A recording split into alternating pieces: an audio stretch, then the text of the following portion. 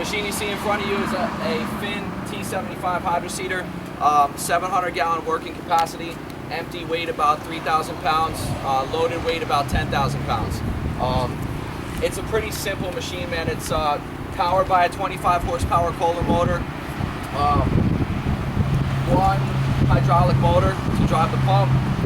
It is mechanically agitated. You have a variable speed. You can agitate forward and reverse.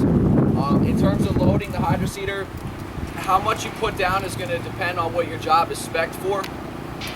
In terms of loading it, you want to put your heaviest materials in first. So seed's going to go in, fertilizer is going to go in. You're going to put your mulch in last because that's going to be your lightest stuff. It's all going to float to the top. On this particular machine, you have two controls that are going to control your agitator. When you're loading it, you want it to be running in reverse. Reason for that is you want your paddles spinning while you're putting your material in there, so the stuff is getting broken up as you go. You want it to be spinning slowly in reverse while you're loading it, because you're going to be loading through here. If you get it spinning fast, the paddles are going to slap, it's going to spray you through this thing. So you want it to be running, figure 15% in reverse. You'll get all your materials in there. Once you do that, you're going to close this down. You're going to kick this all the way into reverse to get your mixture all mixed up.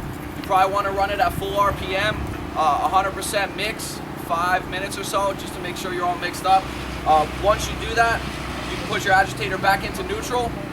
You'll get ready, whether you want to shoot from the tower or shoot from the hose, you'll get ready to do that with your agitator in neutral.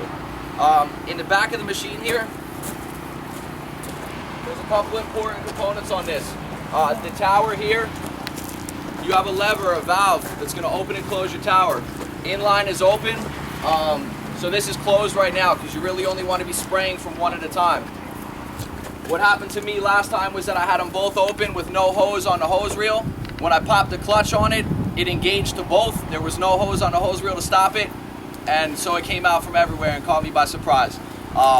So that's something to keep in mind. Inline is open. This is now closed because we're not going to shoot from the tower. This is your valve that controls your hose. It's inline right now. That's open because that's where we want to spray from.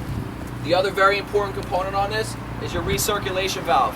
This one here, you want inline and you want it open. That way when you kill the hose, when you stop flow to the hose, this is able to recirculate your material so you don't get a buildup of pressure in the hose and burst, because that's possible. So you always want your recirc valve open. Any questions? No? Okay. Any volunteers to run the hose? All right, man. Step up. What's your name, bud? Eric. We're using about a half a tank right now. We put in 4 bales of mulch, a bag of 50-pound seed, and a little less than a 50-pound bag of fertilizer. In addition, you put tack into this machine so that the material doesn't blow away. That's going to make your substance very sticky so that it sticks to the ground.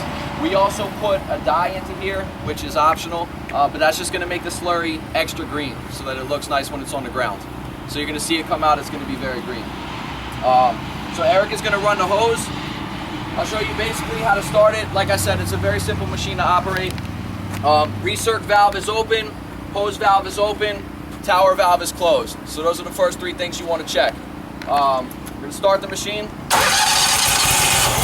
Hey Matt, after he does the hose a little bit, we'll shoot the tower so they can see it. Okay, we'll shoot the tower as well. So we're going to start the machine. Right now it's running at idle. This is your throttle here. When we're ready to shoot, you obviously want to run at full RPM because that's going to give you the furthest blast. If you want to control your spray a little more and keep your distance down, you can run the machine at lower RPM.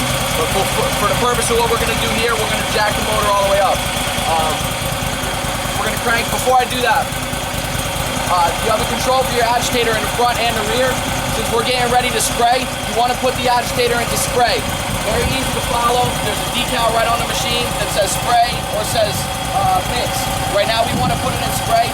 The reason for that is you don't want your material stagnant when you're going to shoot, right? You need the material to be moving a little bit when you shoot. You only want to have it at about 10%, maybe 15%. Reason for that is because if you run the agitator too fast while you're spraying, the paddles inside are going to slap the material too hard and you're going to get air pockets coming out of the hose. So you're not going to get a consistent spray. You want the material moving, but only moving a little bit. So what I'm going to do, I'm going to start the agitator into spray, very, very little. As little as that, I mean, bad idea to open the hatch and confirm that the material is moving before you start spraying. Moving nice and slow. Close that back up. Okay, let it grab hold. We're spraying in between the cones, so if you want to start at the end and work your way back. Okay. The hose reel going out is manual. It does have a electric rewind when it comes back in. It does have auto rewind. So you do, I mean, probably take you 2 men to pull it out there. It'll only take you 1 guy to bring it back in. Eric, can we start down to the back? You see that Eric has on his end of the hose, he has a valve as well that he can open and close. Right now it's closed. Once I pop the clutch on this machine, that's gonna feed the hose. He can then control his spray from there. It's not gonna do any damage when he closes it because that recirculation valve is there. So he can close that, adjust his location as necessary and reopen it. So I'm gonna kick the RPMs up, I'm gonna pop the clutch. You'll probably feel a jolt to the hose, open the valve and let it rip.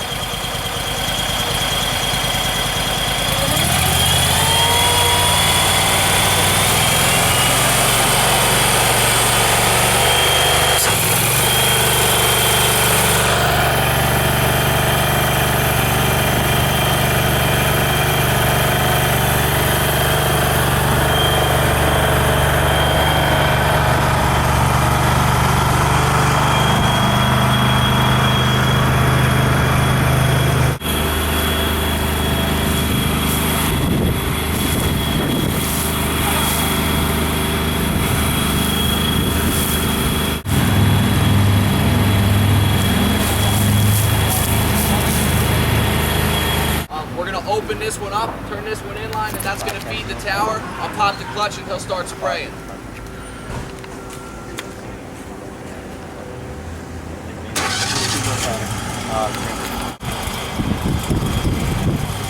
Finding that.